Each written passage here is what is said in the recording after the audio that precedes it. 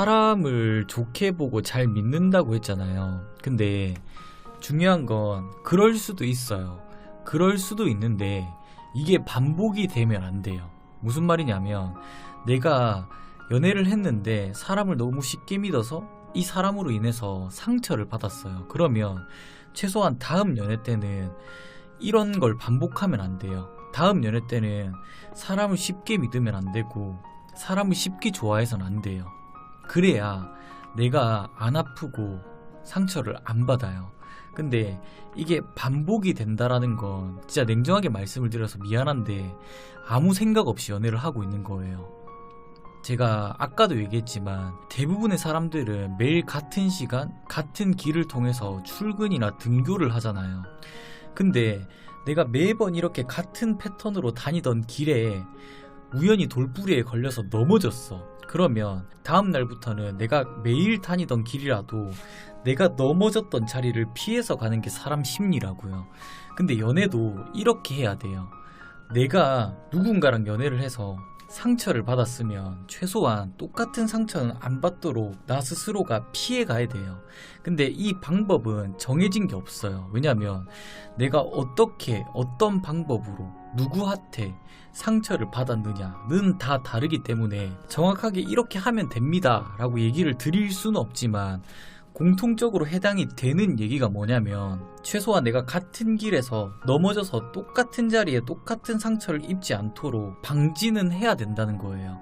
근데 이거는 온전히 나 스스로 해야 된다는 거지. 왜냐? 내가 겪어봤으니까. 내가 이 자리에 돌이 있고 내가 넘어져 봤던 자리니까 내가 제일 잘 알 수밖에 없다는 거예요.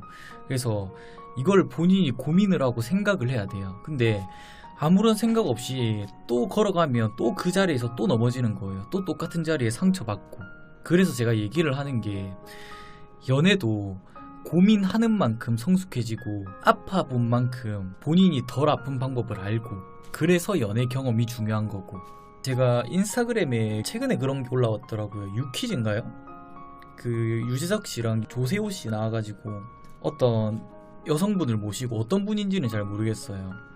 연애를 잘 알려면 사람을 잘 만나려면 어떻게 해야 될까요? 라고 얘기를 하셨는데 그분이 정확하게 저랑 똑같은 생각을 가지고 계시더라고요. 사람을 많이 만나봐야 된다.